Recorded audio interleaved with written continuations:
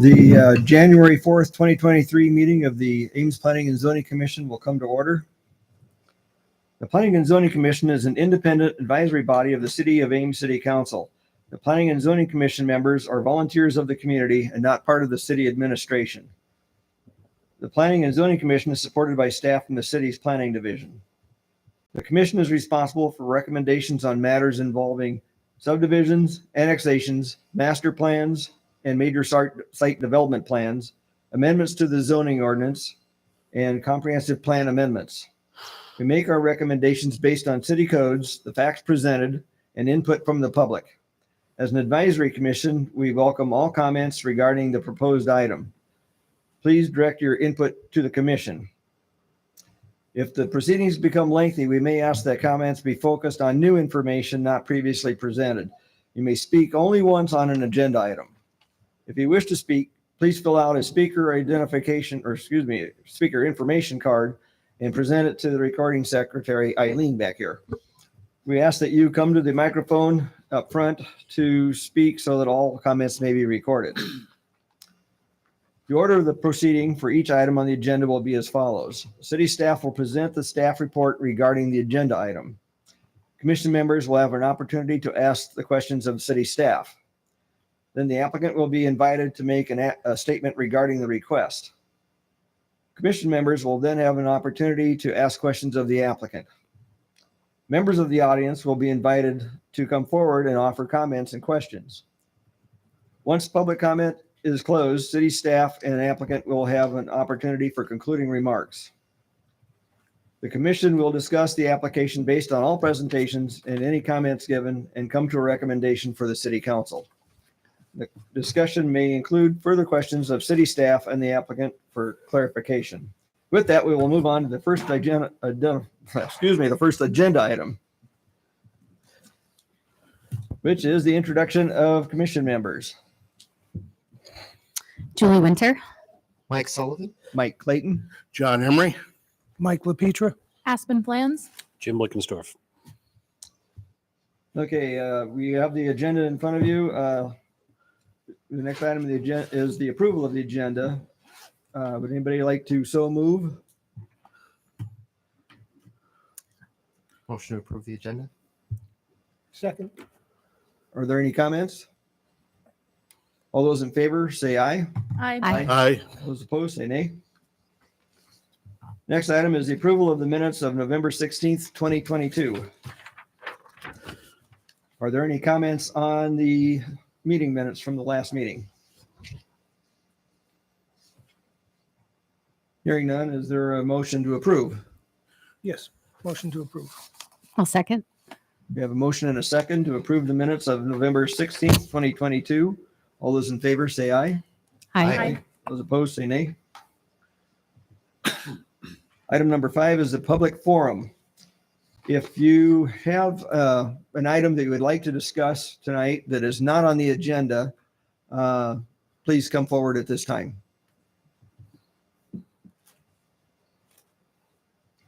Seeing none, I will close the public forum. Next item on the agenda is the public hearing for the rezoning of 3216 Tripp Street from residential low density zone RL to residential medium density zoning RM, planned unit development, PUD, overlay with a master plan. Staff would like to speak first. Thank you. So the city of Ames is coming to you tonight. We are the property owner of this address, 3216 Tripp Street, and we are requesting a rezone here from the RL, the low density residential designation, to a medium density zone. And this will include a PUD overlay with a master plan attached to it. So a bit of background. This property sits within the Baker subdivision. And the Baker subdivision was created about 2 years ago. And it's a single family home subdivision to the north and west of this site immediately. And this site here has been planned and set aside for a multifamily development since this was conceptualized several years ago. And Recently, City Council directed staff to pursue a LIHTC application with the state of Iowa for moving forward with a multifamily housing project. We do have an RFP out for partner developers, and those are due back by January 17th. The entire Baker subdivision has been a longstanding goal of City Council to provide a component of affordable housing within it. So this is the realization of several years of a goal that are finally falling into place. So to go a little bit, just kind of walk through it with everyone. So the land use designation here is the RN2 designation. And I believe I do have a slide with that. There it is. You can see there. So that's the current designation of this property. And the RN2 designation in the Ames 2040 comprehensive plan basically contemplates a situation where you have an established neighborhood, which you do to the immediate, to the east and to the north. It was a neighborhood that was built out in the mid to late 20th century. Where you'll oftentimes have some infill or maybe immediately abutting that neighborhood, some additional development. And it does allow for, in some cases, small clusters of multifamily type developments. So in this particular case, that's what we have proposed as far as the zoning goes. And when we look at this, we're looking at the contextual sensitivity, since we are up against established single family residential neighborhoods that have been there for several years. In this particular case, staff then felt it appropriate to not only designate it as a planned unit development, to be able to give the future proposal some flexibility in terms of some design standards, but also a master plan. So the master plan that we've attached for you will, as you can see there on the screen, will have some parameters set on it, and it will guide a range of units. So the number of units there will be 30 to 50 units. We also have a permitted housing type, which could be in the apartment, townhome, or even the duplex style. And there is a building height limit of 3 stories put on this. And then we also note that the planned unit development standards, and we note this in the report as well, for these types of developments do allow a reduced parking rate of 2 spaces per unit. And that's regardless of the number of bedrooms. And then also there must be an affordable housing component included with this. So one of the things that we also, moving into that, point out in the Ames 2040 comprehensive plan is that affordable housing is a general goal of the plan. It is something that the plan covers in its policy framework, particularly there, we've talked about it in the reports, in the section of the comp plan, H1 through H6, we point out there, and we also point out one of the particular items, H15, which addresses the need for utilizing a variety of funding sources and programs to support retention and creation of affordable housing. So at this point in time, I guess I'll just follow up by saying when we look at it and we look at the context within the neighborhood, the goal of affordable housing being in the comprehensive plan, and then the underlying land use do work together to create a situation where, with City Council wanting this or having this as a goal, does support rezoning this property to the RM zoning designation with the PUD overlay. I can take any questions additionally. Okay, no more goals. I think the only thing I wanted to add is with the PUD, there's no site plan tonight. Ultimately, when we have a partner developer, their actual apartment project will have to come back through a major site development plan review. So that way you do have the public involvement in terms of actual design features. We have a pretty good idea based on our planning efforts over the last 2 years, what the likelihood of how the site will be developed, but the particulars will have to come back to the commission and also to the City Council. So that's one of the benefits of the PUD overlay, is it does require a public hearing review of all the design elements versus typically staff approval would happen for something like this. And you all have something in mind as far as density goes for PUD? So the density is established right here. It'll be between 30 and 50. Okay. We've had two, so this will be our third effort to try to get this to work in terms of having LIHTC funding. We've had two other projects. We have a pretty good understanding of the layout in terms of a mix of townhome style apartments and then some stacked apartments that are typical as well. So it'll probably be a mix of units to get to that density. Council wants to maximum. We have very little land available for this use, so they are very clear they want to get an efficient use out of it while also maintaining residential compatibility. So that's how the 30 to 50 range was established. And so we're pretty comfortable that we'll be probably around 40 units, maybe a little bit higher than that, depending on how a developer puts some of the details together.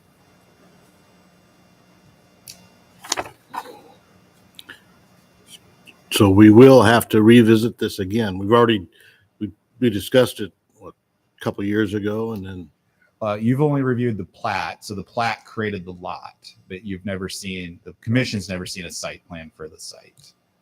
Because the last developer we selected, they ended up not getting awarded credits.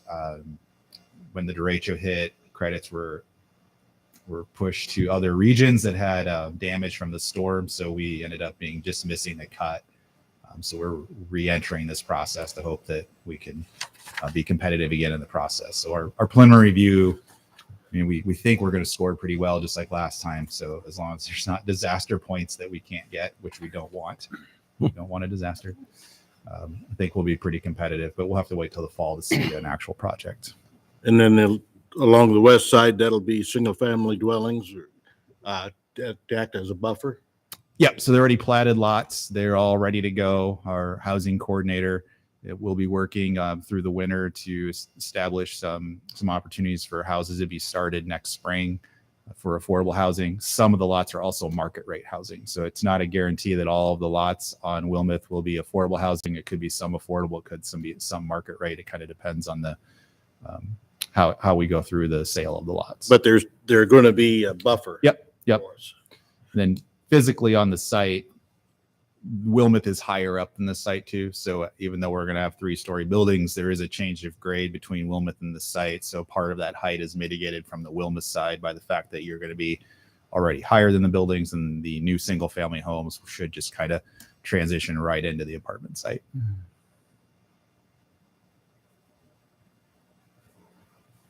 Are there any other comments or questions for city staff from the commission?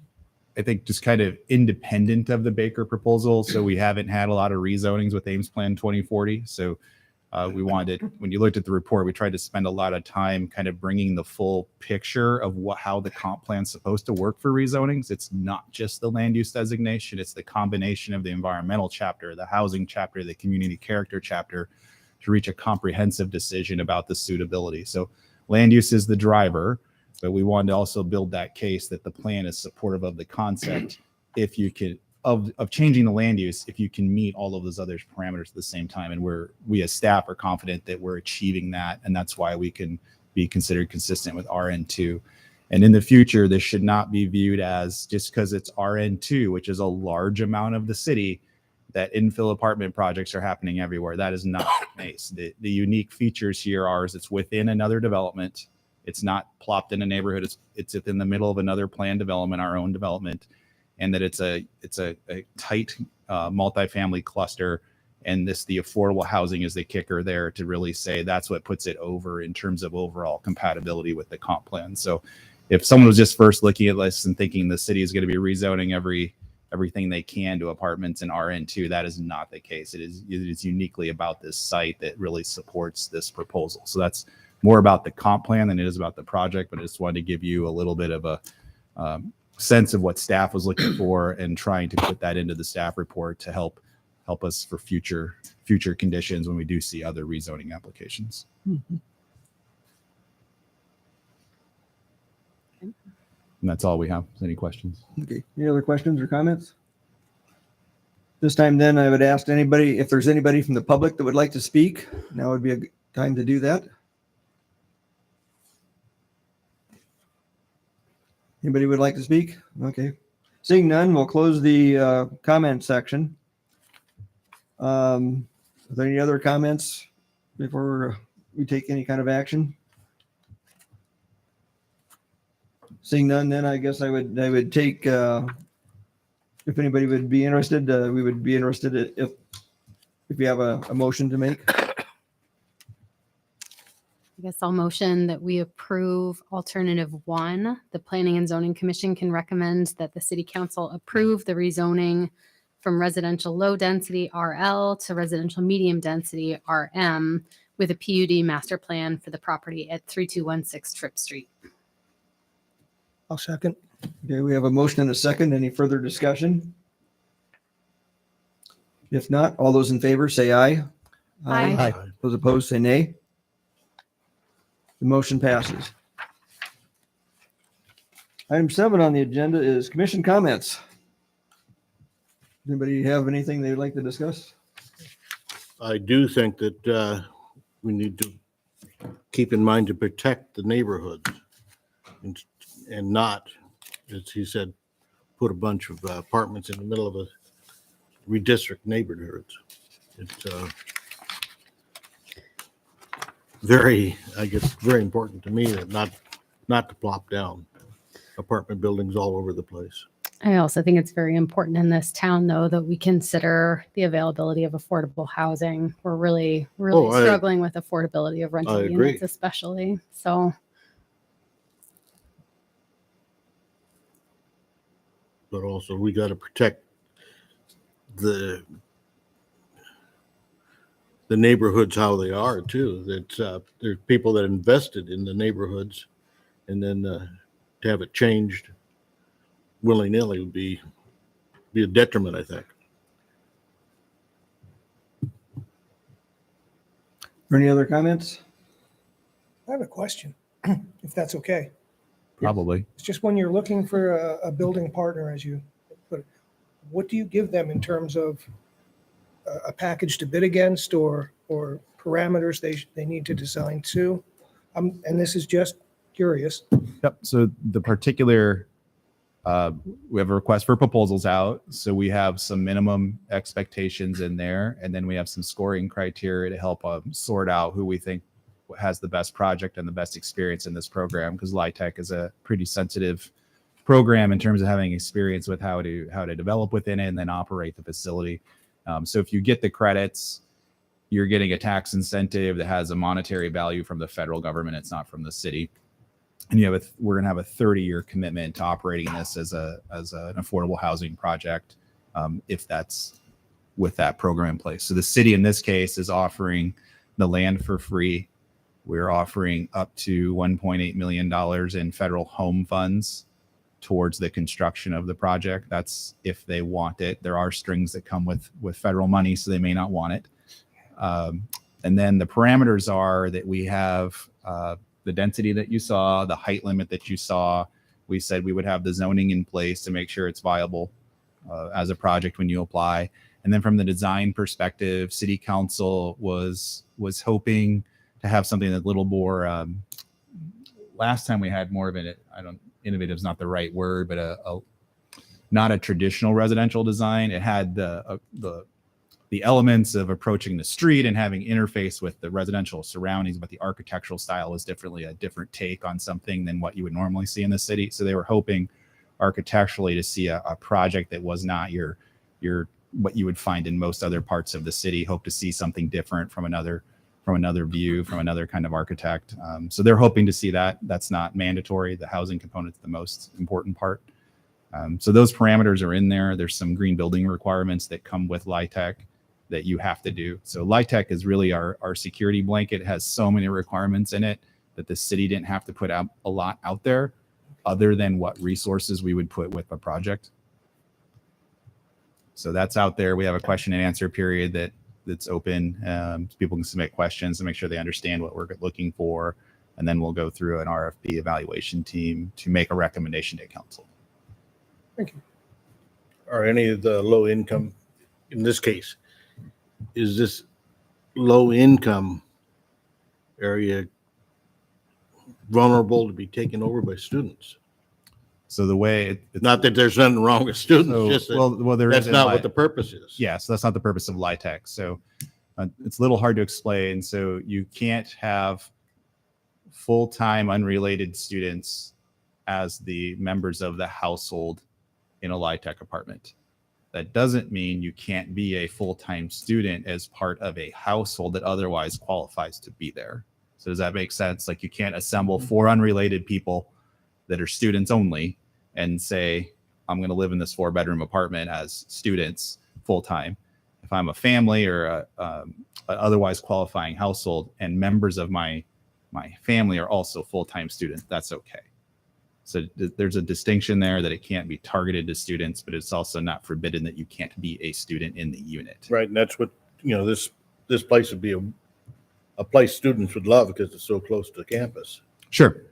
But And that's not what we're yeah, at. so it will not be operated that way, or it'd be inconsistent with LIHTC.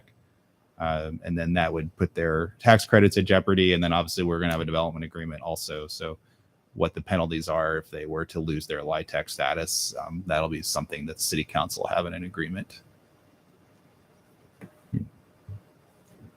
Are there any other commissioner comments?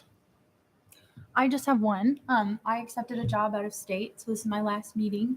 But it's been good. Thank you all. Congratulations. Thanks. Congrats. Good luck. Heading to Texas? Yep. Staff comments?